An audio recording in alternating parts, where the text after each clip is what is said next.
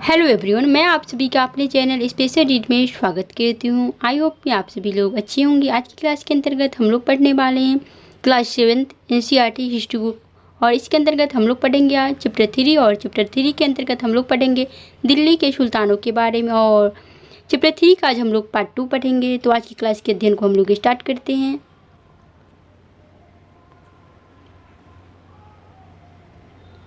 तो पहले हम लोग पढ़ेंगे बेटों से बढ़कर गुलाम।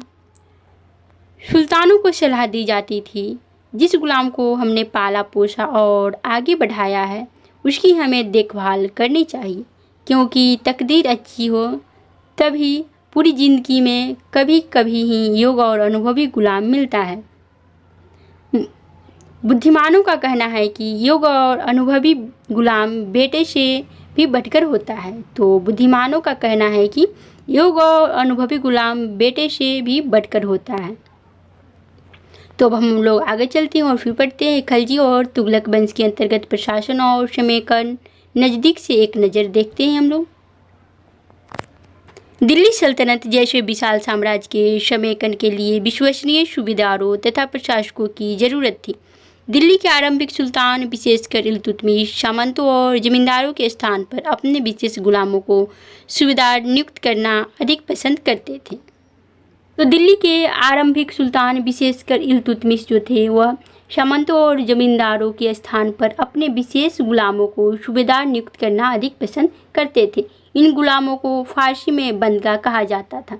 तो गुलामों को फारसी में बंदगा कहा जाता था तथा इन्हें सैनिक सेवा के लिए खरीदा जाता था, और गुलामों को सैनिक सेवा के लिए खरीदा जाता था। उन्हें राज्य के कुछ बहुत ही महत्वपूर्ण राजनीति पदों पर काम करने के लिए बड़ी सावधानी से प्रशिक्षित किया जाता था। तो उन्हें राज्य के कुछ बहुत ही महत्वपूर्ण राजनीतिक पदों पर काम करने के लिए सावधानी से प्रशिक्षित किया जाता था। गुलामों को वे चूँकि पूरी तरह अपने मालिक पर निर्भर होते थे, तो गुलाम जो थे पूरी तरह अपने मालिक पर निर्भर होते थे, यानी राजा पर निर्भर रहते थे। इसलिए सुल्तान भी विश्वास करके उन पर निर्भर हो सकते थे। तो इसलिए जो है सुल्तान भी गुलामों पर निर्भर रहते थे, क्योंकि गुलाम जो है सुल्तान पर निर्भर रहते थे प्रत्येक चीज़ के लिए, तो सुल्तान भी विश्वास करके उन पर निर्भर हो सकते थे। खलजी तथा तुगलक शासक बंदगा का इस्तेमाल करते रहे और साथ ही अपने पर आश्रित निम्न वर्ग के लोगों को भी ऊंचे राजनीतिक पदों पर बैठाते रहे। ऐसे लोगों को सेनापति और सूबेदार जैसे पद दिए जाते थे, लेकिन इससे राजनीतिक अस्थिरता भी पैदा होने लगी। तो इससे जो है राजनीतिक स्थिरता भी पैदा होने लगी। गुलामों को सेनापति और सूबेदार जैसे पद दिए जाते थे, तो इससे जो है राजनीतिक अस्थिरता भी पैदा होने लगी।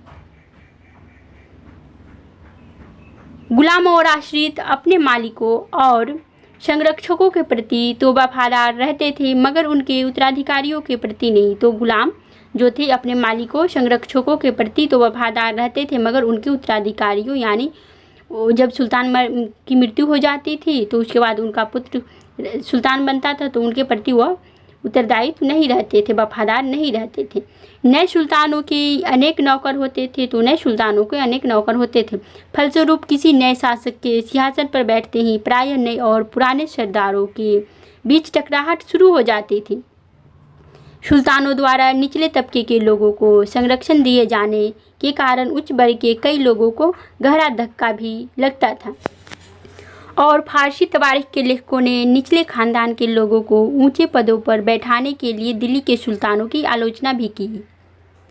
तो फारसी तवारीख के लेखक जो थे वह निचले खानदान के लोगों को ऊंचे पदों पर बैठाने के लिए दिल्ली के सुल्तानों की आलोचना भी करते थे।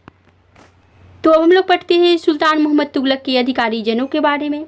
सुल्तान मोहम्मद तुगलक ने अजीज खुमार नामक कलाल यानी शराब बनाने और बेचने वाला, फिरूज हजाम नामक नाई, मनका तब्बाक नामक बाबरची और लड्डा तथा पीरा नामक मालियों को ऊंचे प्रशासनिक पदों पर बैठाया था। तो मोहम्मद तुगलक ने नीचे वर्ण के लोगों को भी ऊंचे पदों पर बैठाया था। 14वीं शताब्दी के मध्य के इतिहासकार जियाउद्दीन बर्नी ने इन नियुक्तियों का उल्लेख सुल्तान के राजनीतिक विवेक के नाश और शासन करने की अक्षमता के उदाहरणों के रूप में किया है। तो 14वीं शताब्दी के मध्य के इतिहासकार जो थे जियाउद्दीन बर्नी ने इन नियुक्तियों का उल्लेख सुल्तान के राजनीतिक विवेक के नाश और शासन करने की अक्षमता के उदाहरणों के रूप में किया है। पहले वाले सुल्तानों की ही तरह खलजी और तुगलक शासकों ने भी सेनानायकों को भिन्न भिन्न आकार के इलाकों के सूबेदार के रूप में नियुक्त किया। ये इलाके इक्ता कहलाते थे। तो पहले वाले सुल्तानों की ही तरह खलजी और तुगलक शासक जो थे वो सेनानायकों को भिन्न भिन्न आकार के इलाकों के सूबेदार के रूप में नियुक्त करते थे, यानी इलाके दे देते थे और वहाँ के सूबेदार के रूप में उन्हें नियुक्त करते थे। ये इलाके इक्ता कहलाते थे और इन्हें संभालने वाले अधिकारी इक्तादार। तो इलाके जो थे वह इक्ता कहलाते थे और संभालने वाले अधिकारी जो थे इक्तादार या मुक्ति कहे जाते थे। मुक्ति का फर्ज था सैनिक अभियानों का नेतृत्व करना और अपनी इक्तों में कानून और व्यवस्था बनाए रखना। तो मुक्ति का फर्ज था सैनिक अभियानों का नेतृत्व करना और अपने इक्तों में कानून और व्यवस्था बनाए रखना। अपनी सैनिक सेवाओं के बदले वेतन के रूप में मुक्ति अपने इलाकों से राजस्व की वसूली किया करते थे। तो सैनिक सेवाओं के बदले जो थे इक्तादार जो थे अपने इलाकों से राजस्व की वसूली करते थे। राजस्व के रूप में मिली रकम से ही वे अपने सैनिकों को भी तनख्वाह देते थे। तो राजस्व के रूप में मिली रकम से ही वे अपने सैनिकों को तनख्वाह देते थे। मुक्ति लोगों पर काबू रखने का सबसे प्रभावी तरीका यह था कि उनका पद वंश परंपरा से न चले और उन्हें किसी भी इक्ता थोड़े थोड़े समय के लिए ही मिले।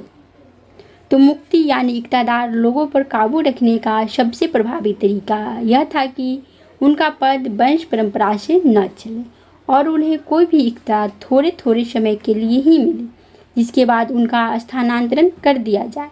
तो इक्तादार या मुक्ति का स्थानांतरण कर दिया जाता था। सुल्तान अलाउद्दीन खिलजी और मोहम्मद तुगलक के शासनकाल में नौकरी के इन कठोर नियमों का बड़ी सख्ती से पालन होता था। मुक्ति लोगों द्वारा एकत्रित किए गए राजस्व की रकम का हिसाब लेने के लिए राज्य द्वारा लेखा अधिकारी नियुक्त किए जाते थे।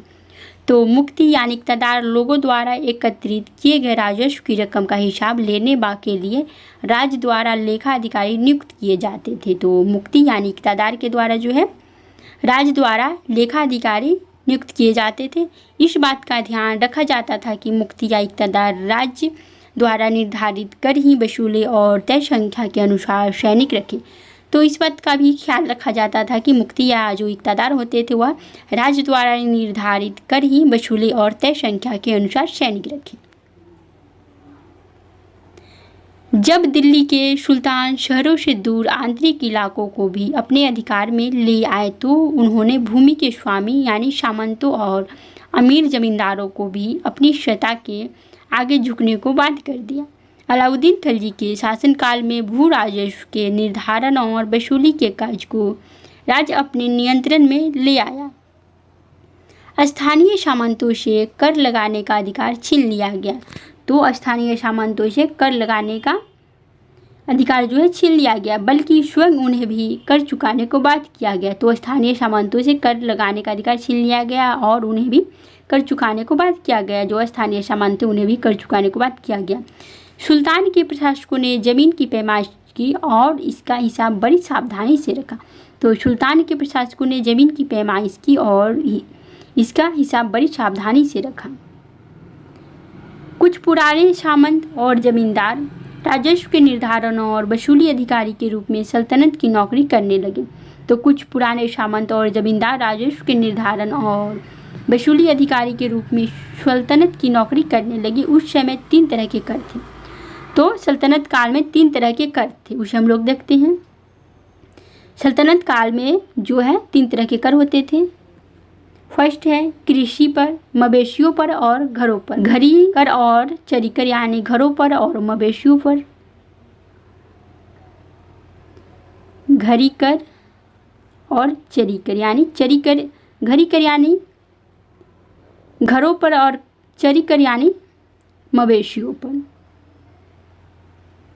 अलाउद्दीन खिलजी के द्वारा लगाया गया कर था घरी कर और चरी कर।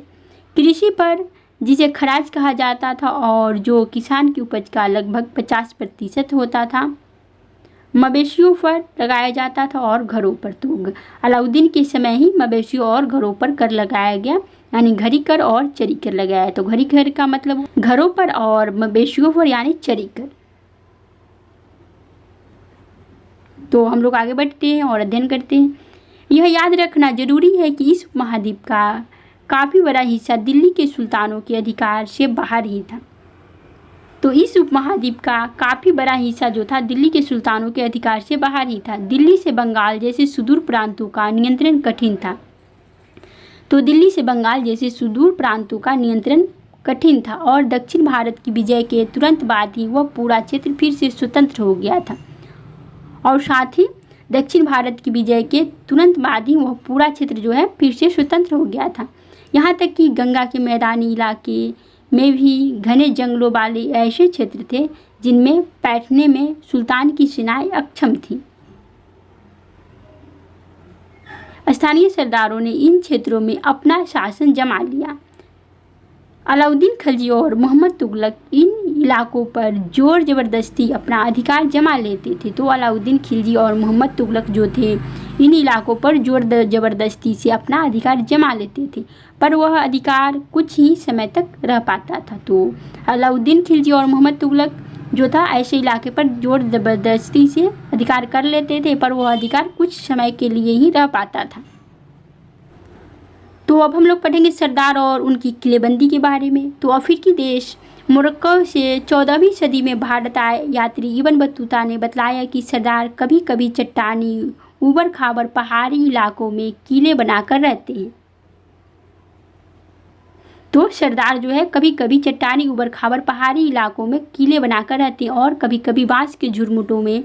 भारत में बांस पोला नहीं होता है, तो भारत में बांस जो है पोला नहीं होता है, यह बहुत बड़ा होता है। तो बांस के बारे में इब्न बतूता ने कहा कि यह बहुत बड़ा होता है। इसके अलग अलग हिस्से आपस में इस तरह से गुथे होते हैं कि उन पर आग का भी असर नहीं होता और वे कुल मिलाकर बहुत ही मजबूत होते हैं। सरदार इन जंगलों में रहते हैं और इनके लिए किले की प्राचीर का काम देते हैं। इस दीवार के घेरे में ही उनके मवेशी और फसल रहते हैं। अंदर ही पानी भी उपलब्ध रहता है, अर्थात वहाँ एकत्रित हुआ वर्षा का जल, इसलिए उन्हें प्रबल बलशाली सेनाओं के बिना हराया नहीं जा सकता। ये सेनाएं जंगल में घुसकर खास तौर से तैयार किए गए औजारों से बाँसों को काट डालती हैं। तो बाँस को क्या चीज़ से काटा जाता है? औजारों से। तो इब्न बतूता जो है मोहम्मद तुगलक के शासनकाल में भारत आया था, जो कि मोरक्को का रहने वाला था। अब हम लोग पढ़ेंगे चंगेज खां के बारे में। चंगेज खां के नेतृत्व में मंगोलों ने 1219 में उत्तर पूर्वी ईरान में ट्रांसऑक्सियाना यानी आधुनिक उज्बेकिस्तान पर हमला किया और इसके शीघ्र बाद ही दिल्ली सल्तनत को उनका धावा झेलना पड़ा। अलाउद्दीन खिलजी और मोहम्मद तुगलक के शासनकालों के आरंभ में दिल्ली पर मंगोलों के धावे बढ़ गए। इससे मजबूर होकर दोनों ही सुल्तानों को एक विशाल स्थानीय सेना खड़ी करनी पड़ी। तो अलाउद्दीन खिलजी और मोहम्मद तुगलक के शासनकालों के आरंभ में दिल्ली पर मंगोलों के धावे बढ़ गए। तो अलाउद्दीन खिलजी और मोहम्मद तुगलक के शासनकाल के समय जो है दिल्ली पर मंगोलों के धावे बढ़ गए थे। इसे मजबूर होकर दोनों ने ही सुल्तानों को एक विशाल स्थानीय सेना खड़ी करनी पड़ी। तो इससे मजबूर होकर अलाउद्दीन खिलजी और मोहम्मद तुगलक को एक विशाल स्थानीय सेना खड़ी करनी पड़ी। इतनी विशाल सेना को संभालना प्रशासन के लिए भारी चुनौती थी। तो हम लोग अब देखते हैं दोनों सुल्तानों ने इस चुनौती का सामना कैसे किया, उसके बारे में अब हम लोग देखेंगे। जब मंगोल का आक्रमण हुआ तो दोनों शासकों यानी अलाउद्दीन खिलजी और मोहम्मद तुगलक ने कैसे सामना किया, तो हम लोग देखते हैं। दिल्ली पर 2 बार हमले हुए 1299 और 1300 में अलाउद्दीन खिलजी के समय और 1303 में। इनका सामना करने के लिए अलाउद्दीन खिलजी ने एक विशाल स्थायी सेना खड़ी की। तो दिल्ली पर 2 बार हमले हुए 1299 और 1300 में, और 1302 और 1303 में इनका सामना करने के लिए अलाउद्दीन खिलजी ने एक विशाल स्थायी सेना खड़ी की। और मोहम्मद तुगलक के शासन के प्रारंभिक वर्षों में सल्तनत पर हमला हुआ। मंगोल सेना परास्त हो गई। मोहम्मद तुगलक को अपनी सेना की शक्ति और अपने संसाधनों पर इतना विश्वास था कि उसने ट्रांसऑक्सियाना या ट्रांसऑक्सियाना पर आक्रमण की योजना बना ली। एक अस्थायी सेना तैयार करना उसका आक्रामक कदम था। तो मोहम्मद तुगलक अपने संसाधनों पर इतना विश्वास करता था कि उसने ट्रांसऑक्सियाना पर आक्रमण की योजना बना ली और एक अस्थायी सेना तैयार करना उसका आक्रामक कदम था। अलाउद्दीन खिलजी ने अपने सैनिकों के लिए शीरी नामक एक नया गैरिसन शहर बनाया। तो अलाउद्दीन खिलजी ने अपने सैनिकों के लिए शीरी नामक एक नया गैरिसन शहर बनाया। नया गैरिसन शहर बनाने के स्थान पर दिल्ली के 4 शहरों में से सबसे पुराने शहर देहली कुन्हा को निवासियों ने खाली करवाकर वहां सैनिक छावनी बना दी। मोहम्मद तुगलक के समय में पुराने शहर के निवासियों को दक्षिण में बनी नई राजधानी दौलताबाद भेज दिया गया। तो मोहम्मद तुगलक ने पुराने शहर के निवासियों को दक्षिण में बनी नई राजधानी यानी दौलताबाद भेज दिया, क्योंकि मोहम्मद तुगलक ने राजधानी को परिवर्तन किया था, दिल्ली से दौलताबाद ले गया था। तो पुराने शहर के निवासियों को दक्षिण में बनी नई राजधानी दौलताबाद भेज दिया था। अब हम लोग अलाउद्दीन खिलजी के सैनिकों के बारे में पढ़ते हैं। सैनिकों के पेट भरने की समस्या को गंगा यमुना के बीच की भूमि से कर के रूप में खेती की पैदावार इकट्ठी करके हल किया गया। किसानों की पैदावार का 50% हिस्सा कर के तौर पर तय कर दिया गया। तो अलाउद्दीन खिलजी ने किसानों की पैदावार का 50% हिस्सा जो था कर के तौर पर कर दिया। तो अलाउद्दीन खिलजी ने किसानों की पैदावार का 50% हिस्सा कर के तौर पर जो है तय कर दिया कि 50% हिस्सा मुझे चाहिए। सेना को खिलाने के लिए उसी इलाके से खाद्यान्न इकट्ठा किया गया, लेकिन सैनिकों की विशाल संख्या की ज़रूरतें पूरी करने के लिए सुल्तान ने अतिरिक्त कर भी लगाए। इसी दौरान उस क्षेत्र में अकाल भी पड़ा। तो मोहम्मद तुगलक के समय में अकाल भी पड़ा और उसने कर में वृद्धि भी कर दी। सैनिकों को वेतन भी देना होता था। अलाउद्दीन ने सैनिकों को एकता के स्थान पर नकद वेतन देना तय किया। तो अलाउद्दीन खिलजी प्रथम सुल्तान था दिल्ली का जिसने एकता के स्थान पर नकद वेतन देना प्रारंभ किया था। सैनिक अपना आवश्यक सामान दिल्ली के व्यापारियों से खरीदते थे और यह आशंका थी कि व्यापारी अपनी चीज़ों की कीमतें बढ़ा देंगे। इसे रोकने के लिए अलाउद्दीन ने दिल्ली में चीज़ों की कीमतों पर नियंत्रण लागू कर दिया। अफसर बड़ी सावधानी से कीमतों का सर्वेक्षण करते थे और जो व्यापारी निश्चित दरों का उल्लंघन करते थे उन्हें सजा मिलती थी। मोहम्मद तुगलक भी अपने सैनिकों को नकद वेतन देता था, लेकिन कीमतों पर नियंत्रण करने की जगह उसने कुछ आज की कागजी मुद्रा की तरह टोकन सांकेतिक मुद्रा चलाई। तो मोहम्मद तुगलक भी नकद वेतन देता था, लेकिन वह कुछ आज की कागजी मुद्रा की तरह टोकन मुद्रा चलाई, जिसे हम लोग सांकेतिक मुद्रा भी कहते हैं। ये सिक्के धातु के बने होते थे, लेकिन सोने चांदी के न होकर सस्ती धातु के 14वीं सदी के लोगों को इस मुद्रा पर भरोसा नहीं था। वे बड़े चतुर थे, अपने सोने चांदी के सिक्के से बचाकर रख लेते थे। तो लोग जो थे बड़े चतुर थे और अपने सोने चांदी के सिक्के वे बचाकर रख लेते थे और अपने तमाम कर इस टोकन मुद्रा से ही चुकाते थे। इस सस्ती मुद्रा जैसे जाली सिक्के भी बड़ी आसानी से बनाए जा सकते थे। अलाउद्दीन के प्रशासनिक कदम काफ़ी सफल रहे और इतिहासकारों ने कीमतों में कमी और बाजार में वस्तुओं की कुशलता से आपूर्ति के लिए उसके शासनकाल की बहुत प्रशंसा की है। मंगोल आक्रमणों के खतरे का भी उसने सफलतापूर्वक सामना किया। मोहम्मद तुगलक द्वारा उठाए गए प्रशासनिक कदम बेहद असफल रहे। कश्मीर पर उसका आक्रमण पूरी तरह विफल रहा था। तब उसने तुरान पर हमला करने का इरादा छोड़ दिया और अपनी विशाल सेना को भंग कर दिया। इस बीच उसने प्रशासन संबंधी जो कदम उठाए थे उनसे कई परेशानियां पैदा हो गई। दौलताबाद ले जाने से लोग बहुत नाराज थे। करों में वृद्धि और गंगा यमुना के दोआब में अकाल से विक्षुब्ध जनता बगावत पर उतर आई और मोहम्मद तुगलक को अंततः टोकन मुद्रा भी वापस लेनी पड़ी। तो मोहम्मद तुगलक ने प्रशासन संबंधी जो कदम उठाए उससे कई परेशानियां हो गई। दौलताबाद ले जाने से लोग बहुत नाराज हो गए। करों में वृद्धि और गंगा यमुना के दोआब में अकाल से विक्षुब्ध जनता बगावत पर उतर आई थी। मोहम्मद तुगलक को अंततः टोकन मुद्रा भी वापस लेना पड़ा था। इन तमाम असफलताओं की गिनती करने में हम कभी कभी भूल जाते हैं कि सल्तनत के इतिहास में पहली बार दिल्ली के किसी सुल्तान ने मंगोल इलाकों को फतह करने के अभियान की योजना बनाई थी। यहाँ अलाउद्दीन खिलजी का बल प्रतिरक्षा पर था। वहाँ मोहम्मद तुगलक के द्वारा उठाए गए कदम मंगोलों के विरुद्ध सैनिक आक्रमण की योजना का हिस्सा थे। 15वीं तथा 16वीं शताब्दी में सल्तनत। तुगलक वंश के बाद 1526 तक दिल्ली तथा आगरा पर सैयद तथा लोधी वंशों का राज रहा। तब तक जौनपुर, बंगाल, मालवा, गुजरात, राजस्थान तथा पूरे दक्षिण भारत में स्वतंत्र शासक उठ खड़े हुए। उनकी राजधानी समृद्ध थी और राज फल फूल रहे थे। इसी काल में अफगान तथा राजपूतों जैसे नए शासक समूह भी उभरे। इस काल में स्थापित राज्यों में से कुछ छोटे तो थे पर शक्तिशाली थे और उनका शासन बहुत ही कुशल तथा सुव्यवस्थित तरीके से चल रहा था। शेरशाह सूरी इसने शासन किया था 1540 से 1545। ने बिहार में अपने चाचा के एक छोटे से इलाके के प्रबंधक के रूप में काम शुरू किया। तो शेरशाह सूरी जो है हुमायूं को हराकर, जो कि मुगल वंश का था, उसे हराकर दिल्ली की गद्दी पर बैठा था और आगे चलकर उसने इतनी उन्नति की। मुगल सम्राट हुमायूं 1530 से 1540 और 1555 से 1556 तक को चुनौती दी और परास्त किया। शेरशाह ने दिल्ली पर अधिकार करके स्वयं अपना राजवंश स्थापित किया।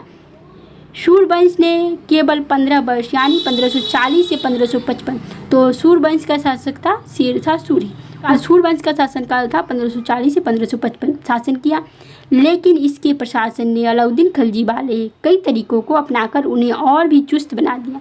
तो सूरी वंश के शासक जो थे वो अलाउद्दीन खिलजी वाले तरीकों को अपनाते थे। महान सम्राट अकबर 1556 से 1605 ने जब मुगल साम्राज्य को समेकित किया तो उसने अपने प्रतिमान के रूप में शेरशाह की प्रशासन व्यवस्था को ही अपनाया। तो मुगल सम्राट अकबर जो था उसने भी शेरशाह की प्रशासन व्यवस्था को अपनाया था। अब हम लोग आगे चलते हैं और पढ़ते हैं अन्यत्र के बारे में। अन्यत्र 3 श्रेणियाँ, ईश्वरीय, शांति, नाइट और धर्मयुद्ध। 3 श्रेणियों का विचार सबसे पहले 11वीं शताब्दी के आरंभ में फ्रांस में सूत्रबद्ध किया गया। इसके अनुसार समाज को 3 वर्गों में विभाजित किया गया: प्रार्थना करने वाला वर्ग, युद्ध करने वाला वर्ग और खेती करने वाला वर्ग। 3 वर्गों में समाज के इस विभाजन को ईसाई धर्म का समर्थन भी प्राप्त था। इस विभाजन से ईसाई धर्म को समाज में अपने प्रबल प्रभाव को और भी दृढ़ करने में सहायता मिलती थी। इसी विभाजन से योद्धाओं का एक नया समूह भी उभरा। इन योद्धाओं को नाइट कहा जाता था। ईसाई धर्म एक समूह को संरक्षण देता था और अपनी ईश्वरीय शांति की अवधारणा के प्रसार में इनका उपयोग करता था। नाइटों से अपेक्षा की जाती थी कि वे धर्म और ईश्वर की सेवा में समर्पित योद्धा रहे। कोशिश यह रहती थी कि इन योद्धाओं को आपसी लड़ाई भिड़ाई से विमुख करके उन मुसलमानों के विरुद्ध युद्ध करने भेज दिया जाए जिन्होंने यरूशलेम शहर पर कब्जा कर रखा था। इस प्रयत्न के परिणाम स्वरूप सैनिक अभियानों की एक श्रृंखला चली जिसे क्रूसेड यानी धर्मयुद्ध कहा गया। ईश्वर तथा धर्म की सेवा में किए गए इन अभियानों ने नाइटों की हैसियत पूरी तरह बदल डाली। पहले इन नाइटों की गिनती कुलीनों में नहीं होती थी, मगर फ्रांस में 11वीं सदी के अंत तक और जर्मनी में उससे 1 सदी बाद इन योद्धाओं के दीनहीन अतीत को भुला दिया गया था। 12वीं सदी तक तो कुलीन वर्ग के लोग भी नाइट कहलाना चाहने लगे। तो 12वीं सदी तक कुलीन वर्ग के लोग भी नाइट कहलाना चाहने लगे। तो आज के लिए इतना ही रहेगा। तो मैंने प्लेलिस्ट 6 क्लास का बना दिया है, आप लोग प्लेलिस्ट में जाकर देख सकते हैं और 2-4 बार वीडियो को देखिएगा तो याद हो ही जाएगा, क्योंकि सीटेट जो है एनसीईआरटी बेस्ड एग्ज़ाम लेता है। तो एनसीईआरटी बुक पढ़ना बहुत ही इम्पोर्टेंट है आप लोगों के लिए।